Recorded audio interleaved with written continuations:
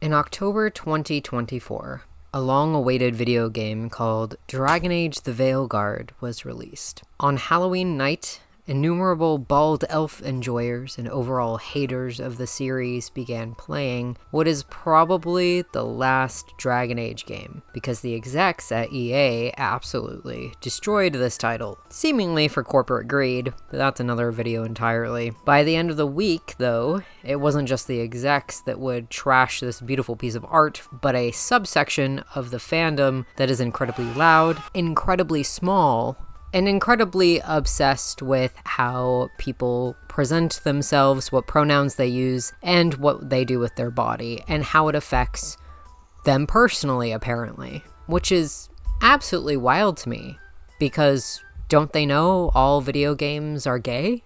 You see, I'm a connoisseur of all things video games. I've been playing since I could hold a controller. My dad still has the Super Nintendo I played growing up. I loved exploring the world of Hyrule and whatever hellscape Samus Aran was in all the time. I've made it sort of my entire personality to be a walking encyclopedia of all things game lore relating to Fallout, Dragon Age, Mass Effect, all of the Soulsborne games, except for Sekiro. I've never played Sekiro, sorry. And well, the fan base does care about them in general, but Lord help you if you release a 1 hour long video essay about the content of the game or critique about the game, because they will be rabid in the comments about it. You don't want to know what kind of comments I continue to get on my review of Veilguard.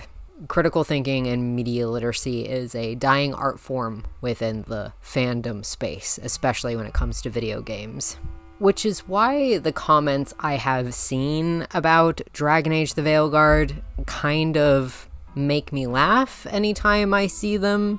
Someone said that they were trying to push an agenda on Dragon Age, and apparently Mass Effect will do so much better now because it's more conservative. My guy doesn't know that Jane Shepard is the chosen protagonist of the main trilogy, and that there's a race of monogendered blue aliens that exists outside of the gender binary as we know it. There's nothing straight about Mass Effect, or even cis about Mass Effect. Jack, the buzzcut, covered in tattoos and barely wearing any clothing biotic, is not a straight cis woman. And I'm sure people will come running into my comment section to be like, I only think that because Jack looks a certain way that they're trans, or I don't know, a lesbian perhaps, and that cishet women can actually look however they want to look, especially bad-mouthed and decidedly cyberpunk in style. Call me a weirdo who believes in stereotypes, I guess. But I don't know very many straight women that are into alt fashion and looking the way that Jack does in particular. Alternative fashion spaces,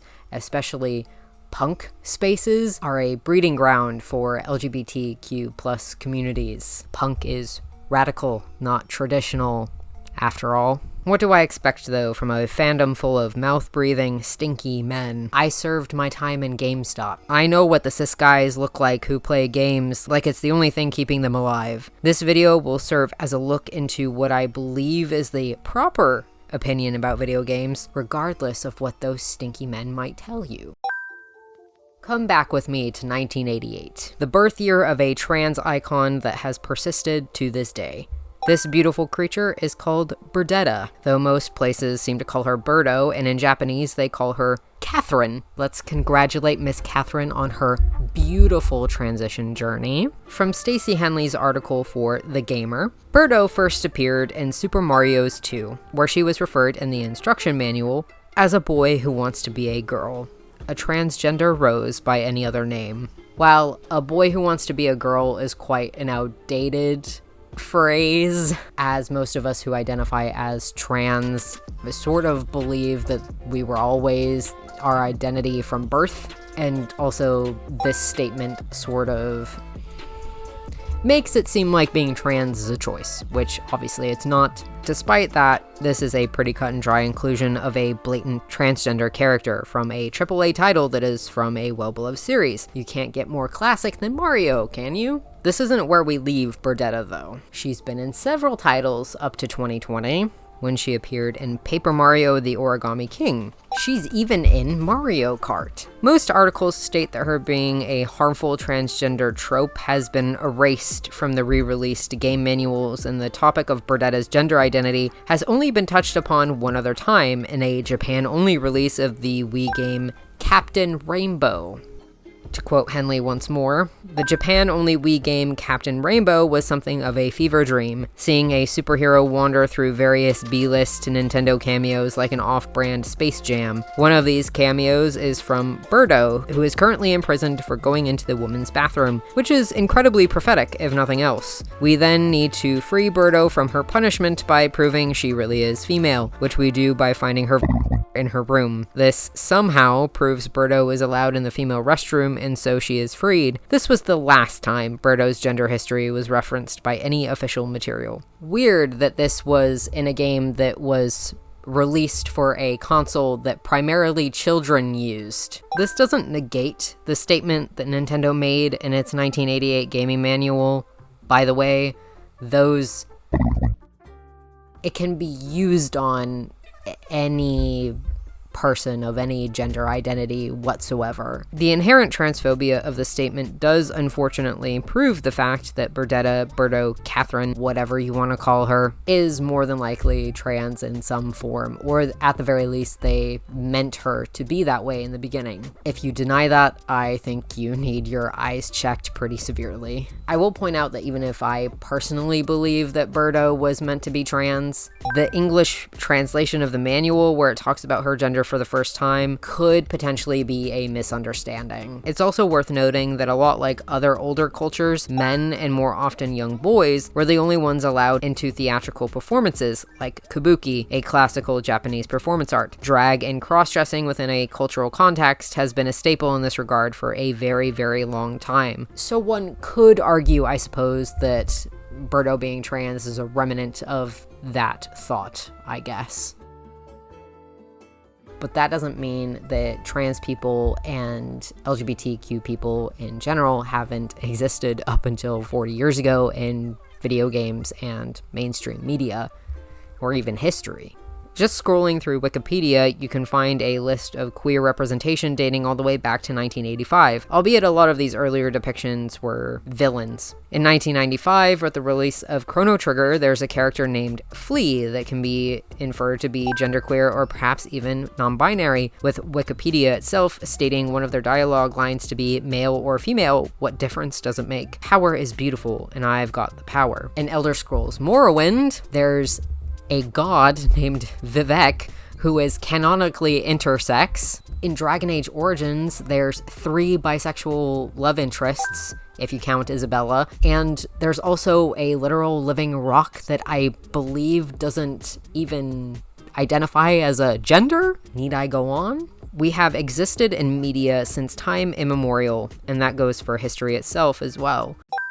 If you count all of this as part of a newer phenomenon, I have to take one out of the Trolls Guidebook and say, actually, remember Eddie Redmayne? This dude that I personally think could give Benedict Cumberbatch a run for his money played a trans woman in the movie The Danish Girl. Just because Hollywood likes to take artistic license with random historical events does not make this story any less true. The Danish Girl was about a real trans woman named Lily Elba. Miss Elba was a gorgeous person and a gorgeous painter, and as history and The Danish Girl would show us, was one of the first trans women to go through sex reassignment surgery. Wikipedia notes her birth date as 1882. That's more than 100 years before what brain-rotted Twitter users would call the woke mind virus started infecting people. She went on to receive a uterus and bottom surgery after receiving a recommendation from a gay and Jewish doctor who ran the first ever health clinic in the world, which was unfortunately located in Germany. This institution has become part of Germany's civil rights movement for queer people since 1919. So we've gone back to 1882. And we've even gone back to the 1860s if we want to include Hirschfeld within this conversation about whether or not gay people have existed in history. Lily Elba wasn't the first trans person or even the oldest trans person to be recorded in history. There's too many of us to simply count after all. However, I would like it noted that there was a non-binary person in 1776 that was called the Public Universal Friend, and I love them. They said they were genderless, did not want to use pronouns or their birth name, and lived in colonial America, one of the most dangerous places on Earth. There was a freed black trans woman by the name of Frances Thompson who took part in the Memphis riots of 1866, which was, of course, following the Civil War, caused by weird white men who thought they were above everyone else. Remind you of anything at the moment? These two icons were also not the oldest of all trans people either, much like Lily Elba. What if I told you we have been here since the dawn of time, according to one of the world's oldest religions? It is largely documented that there are many cultures with third genders, or a whole slew of genders that were and are incredibly important. PBS has this handy-dandy map of the world with a bunch of places that have third genders, like the two spirits of Native American culture. They even have specific names for those who are part of different tribes, like the Alia and Hawame of the Mojave. Plenty of indigenous peoples have had these beliefs for far longer than we have had video games or colonization. I was raised Jewish, and there are 7 genders in the Talmud. That's right, 7. According to the Talmud, Adam, the first man, as we like to call him, may have even been created to actually be intersex, non-binary, or gender fluid. To quote Rachel Scheinerman of My Jewish Learning, Rabbi Jeremiah ben Elazar imagines that the first human was created both male and female with 2 faces. Later, this original human being was separated and became 2 distinct people, Adam and Eve. In contemporary parlance, we might then say the first human being was non-binary. While a lot of these terms for the 7 genders in the Talmud are kind of negative terms, they have been reclaimed by queer Jews, and it is still a very, very real example of transgender people and intersex people who have existed since at the very least the 3rd century. To make a case for the gay side of things, because I have made this a very transgender heavy topic, there have been multiple documented cases of gayness within history. Everyone loves to cite the Greeks and the Romans, though a lot of that was behavior. I personally love to bring up the concept of 2 gay aristocrats from France, and they are brought to life in a TV series called Versailles that I watched quite a few years ago. At first, you would be led to believe that this is all about King Louis XIV and all of his antics. However, it's just as much about his brother, Philippe, the Duke of Orleans. This man was as queer as you could be. He had a long-term lover, the Chevalier de Lorraine, and according to Wikipedia, acted with effeminacy. I can only take this as the reason they included the wonderful French aristocratic drag scenes in the TV shows, for which I can only applaud Studio Canal for including. He was documented as a general during the Franco-Dutch War, where he fought against William of Orange, beloved. Whether you like it or not, we are here. So that begs the question, why on earth does anyone care in the year 2025 that we are in video games, movies, television series, or even walking down the same side of the street? We are not a new concept. In preparation for this video, I even put out a YouTube community poll as well as a Google form asking if people played as their own gender, the opposite gender, or simply did not care. What I found was that not one person seemed to really care what the initial character presented as or played as someone that aligned with their gender identity, though a lot of trans people seem to choose based on who they would headcanon was trans. And that's the thing. With all the people who absolutely review-bombed Veilguard for having an all-bisexual cast and the ability to be visibly trans, you would think that this whole transgenderism and gay backlash was due to all games having those options. These answers and the facts will tell you otherwise. Many of the people that answered my forums said that they play one binary option or the other because those were the only genders you could play as. Whenever they could play an actual trans character, they would gladly take the option, but there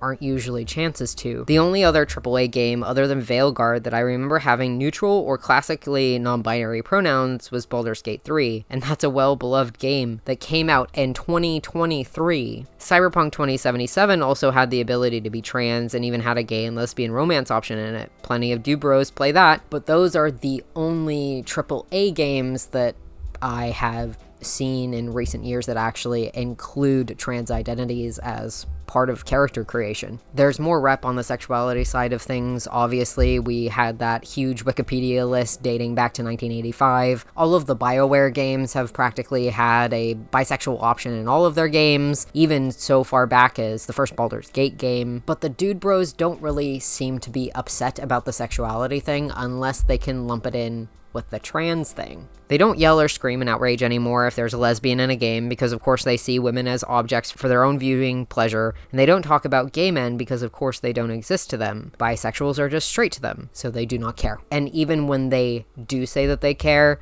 their arguments unravel really, really quickly. So I asked the people who, along with the execs, got this beautiful game to tank, why do you care?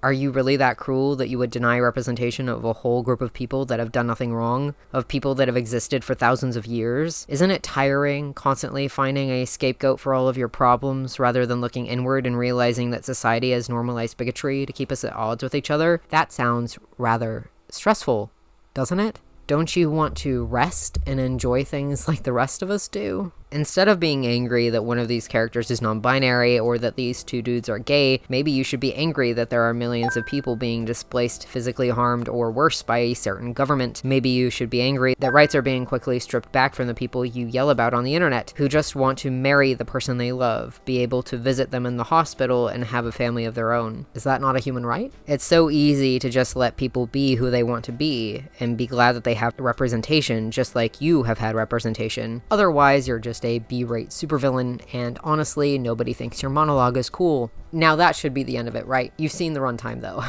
I've began this video by talking to those who are obviously being rude about any game that isn't Elden Ring, a game with a canon-sapphic relationship if you play a woman and choose the Ronnie ending, and recently, KCD2, that, like I said before, has the option to romance another man in this game, but this video is actually for my fellow video game and Dragon Age enjoyers. The ones who say that they are happy with the recent resurgence of LGBTQ representation in video games. Amongst us are people who are lying straight through their teeth when they say that. In 2016, I was forced to come out to my parents. My Tumblr account, where I had been identifying as trans for at least 4 or 5 years, had been found still floating around in the family's laptop browser history. To spare you the gory details, my parents were not happy. I had been raised in a very strict fire and brimstone religious household. While I continued on practicing Judaism, the religion and culture of my grandmother and her family, my parents delved deeper into evangelical Christianity. I was an adult, being told that my parents knew me better than I knew myself, that I was confused, that the internet and my friends were telling me lies about myself, and above all, they couldn't understand why I thought this way about myself. Looking back at it now, they were probably pretty scared. Their religion and upbringing would have shaped them into people who were fearful of people who were different than them. Though they could accept my friends and even some of our family members who were gay or trans, they could not accept that their child was just that as well. They had raised me right, after all. What they didn't see was that I was very different and had always been very different. From a young age, I hated wearing socks and would pull them off all the time because they made me uncomfortable. I didn't understand social cues. I couldn't make eye contact. I was constantly anxious. I had no issues playing with Barbie dolls or attempting to play war at recess with the boys who barely tolerated me. I had no friends, and I felt that nobody really liked me or wanted me to be around. Gender and heterosexuality are not something I understand, and I don't think I have ever truly experienced. Between the autism and just the way that I am wired, I've always been a little bit strange. I identify as non-binary and bisexual, to put it in simple terms. My pronouns are they, them, he, him, and sie, zer, though I doubt many people are really going to use the last set of pronouns because usually neopronouns, which is what those are considered something that bad queer and transgender people use. I have often been told that they make right and good LGBTQ people look bad in the eyes of the MAGA supporters and those that control our government in the US. I tell you all this because Tosh, a character from Dragon Age the Veilguard who is non-binary, means something to me, and everybody has a problem with them. For weeks and even a couple months after the release of this game, I saw every argument and insult thrown at this imaginary pile of pixels imaginable, and unfortunately, it wasn't all from Trump-loving MAGA gamers. It was from my very own community. For those of you who didn't play Veilguard or who never played Dragon Age, this character is non-binary. They're part of two cultures called the Qunari and the Ravani, and they're part of a race called the Kossith. Their name is Tosh, and Veilguard is their coming out story. You see, Tosh was written by Trick Weeks, a fellow non-binary person who also wrote Soulless, this bald-headed elf everyone loves and adores. This is important because these two characters are polarizing in the eyes of the fandom and are written by the same person. I won't be getting into Veilguard's writing itself and the pitfalls the devs were unceremoniously shoved into because of the terrible company that is EA. That's another video for another time. What I will be talking about, though, are certain aspects of Tosh's writing in particular that people had issues with and why that relates to my overall point. It's important to put these two side by side because this one, Soulless, is the antagonist, and technically the main protagonist of Inquisition and Veilguard. While he isn't the character we play as, the story is about him. Since the release of Inquisition, people were climbing the man, myself included. They loved every inch of the tragic villain that he is. Some hated him, of course. There was racist writing included in his story, and Dragon Age has issues with bigotry like most AAA titles. But in general, people were goo-goo gaga eyes for him. Tosh, on the other hand, was not only misgendered and absolutely critiqued to hell and back by MAGA enjoyers, but also by the fandom itself. Constantly. I can't tell you how many comments I got on a video primarily about Tosh that disregarded their pronouns and said that the character was an example of a bad queer person. People didn't enjoy that they were loud and angry and coming to terms with a lot. They were labeled as immature and cringy. There wasn't any critique about racism and bigotry when it came to certain decisions in their storyline. There wasn't the same gentleness and kindness given to them by the fandom that they gave Dorian Pavis or Sarah. There wasn't an outpouring of love and obsession, only an outcry that Tosh's gender identity was written wrong. When I saw Tosh, I saw myself reflected back at me. A struggling, non-binary, and autistic person trying to come to terms with the fact that their mother did not understand a core part of their identity. No matter how hard I tried to explain it, and how hard Tosh tried to explain it, the non-binary part of themselves was always questioned. The death of their mother, and the scene of them coming out, will haunt me because I see myself in them. Someone who just wants to be understood.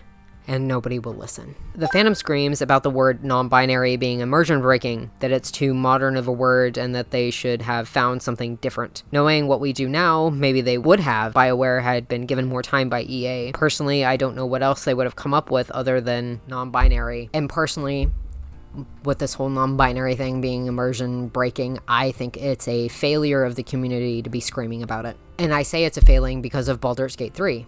In character creation, you can pick between male, female, and non-binary, with room for male and female to be a trans identity as well. Great, right? Plenty of people are fine with using the non-binary pronouns they, them for their tabs and dirges, and don't have any issue with non-binary being the designation that is given to all races, everything, within character creation. And after all, your gender doesn't really matter within the terms of the game itself. The game doesn't recognize it beyond a character selection screen and the pronouns used for them in-game. But suddenly, when you outright call yourself transgender and supposedly take a cheesy or cringe dialogue option for your rook, it's a problem. When Tosh talks about being neither man nor woman, how broken and raw it makes them feel on the inside, how they are desperate to fit in anywhere, both within their gender identity and cultures, it's a problem. Is this not what you wanted? Tasha's story might be stereotypical, but it's stereotypical for a reason. It happens far more than you think. Suddenly, my story makes sense, doesn't it? When you criticize Tosh and the fact that they act the way they do, when you add it onto the list of reasons why Veilguard failed and we simply won't get any woke games anymore or Dragon Age games for that fact, you should remember that Tosh is a reflection of someone in your community. And also that they were written by a non-binary person who came out later in life. Someone who probably didn't get a traditional coming out story and had no other words for which to describe their feelings other than these. If we have outrage over non-binary being immersion breaking and that we need better non-binary representation, then you must not be silent about the other games you play with options such as these. In Veilguard, you can bring up being transgender to your potential love interest, and they actually acknowledge the fact that you're worried they would even care. They all love you, no matter who you are. Trans acceptance is real and loud in this game. But in Baldur's Gate 3, you can't even talk about it. There's no dialogue about you being trans. There's a couple trans characters in the game, but that's it. There's no non-binary characters other than your Tav or Dirge either, except for a Mind Flayer named Omulum and a gnome, I think is what they are, that we don't even see on camera. They're not even in the game itself. It's just in journal entries that we see them even represented. How is that okay, but Tosh using the word non-binary isn't? Maybe I didn't catch the people talking about this when the game came out. I'll give them the benefit of the doubt on this one. But I'd like to also bring something else up. Many people who play Veilguard, especially those who didn't love the game, started playing Cyberpunk 2077. This game has identity issues even worse than Baldur's Gate 3. While you can play as a trans person, albeit on the binary sides of the spectrum, you are then locked out of both of the queer romance options in the game. The only two characters that you can feasibly romance if you decide to make your V trans are both of the straight options. Meanwhile, it seems that the thought that Carrie and Judy, who are both the gay and the lesbian options, don't want to be in a relationship with you if you have the wrong... That's not a good look. And you know what? Considering my experiences in the trans community and fandom community in general, yeah, that does seem to be true, that a lot of primarily gay and lesbian people and even some bisexual people in the mix tend to not want to be anywhere near you if you identify as trans, especially non-binary, because they think you're weird. There aren't even bisexual romance options in Cyberpunk 2077. Everything is incredibly binary, pun not intended, considering. And to quote an article by yet again, Miss Henley, the sole piece of trans representation is Claire, a bartender at Afterlife who gives you a series of racing quests. She's the game's biggest bright spot in this regard. She's voiced by a trans woman. You learn about her transition in a realistic way, and her story is separate from her transness. But Claire feels like the exception, which proves the rule. She's a trans person, as we know transness in 2021, and feels dropped into the world rather than being a part of it. I'm glad Claire's there, but it doesn't change the fact that transness as a concept is non-existent in Night City. While having a trans NPC is great, the fact that she, being Claire, and possibly V, are the only trans characters within Cyberpunk 2077 is quite disappointing, actually. I mean, Cyberpunk itself as a core concept means that you have body modifications available to you at all times. Does it even need to be said? I highly recommend you read this article. While short, it does point out that there's absolutely no representation aside from binary, cisgender people within Night City, which is saddening. With all this in mind, I ask you guys the same question that I asked those stinky men earlier in the video. Why do you care? Is it because you truly want better representation and you're a little misguided? Is a non-binary character like Tosh not enough? Or did you see something familiar reflected back at you and you didn't like it? That's what this world wants, isn't it? For us to hate ourselves and want to repress everything about us that makes us feel joy. We've already had so much taken away from us in the last 7 months, especially if you live in the US. I don't think I really need to explain how much has been stripped away if you're an American, and I hope everyone knows about the horrible designation of what gender is legally within the UK. You can thank J.K. Rowling, a children's book author, avid hater of fun, and apparently a black mold farmer for that specifically. It's important in this age of hate that we show love and care towards games that are trying their best to represent us. This doesn't absolve them of other critiques, especially when it comes to other forms of bigotry, as the gaming industry is rife with racism, ableism, and everything else in between. But this video was about transness, about queerness, and how we should support those who want to make sure we are never forgotten. Paired with an increase of more racially diverse dev teams, extensive sensitivity readings, and consultant teams to make sure everything is done up to snuff as possible, we'll all have games that everyone can enjoy and see themselves reflected back, cringe or not. Though personally I would prefer that cringe quietly goes away and is replaced with the unabashed joy of simply loving who you are, especially if you're a little weird. Thank you for getting through this video, I really appreciate it. If you want even more of these essays, you should like and subscribe, maybe watch my video on every game you love is cosmic horror, or you could tell me if I read you right in these videos about the Baldur's Gate 3 and Dragon Age romances. I also have a really cool Patreon where I stream every Tuesday night. Usually it's art or playing Baldur's Gate 3. We started a bard playthrough where I play Gerard the Gabard, who is going to romance Shadowheart and Halsin, who also happens to be non-binary, and my chat tells me what dialogue and what actions to take in the game itself. You'll also get access to a lot of great art and also get all of these videos ad-free. Anyhow, remember to love each other, and I'll see you in the next one. Bye.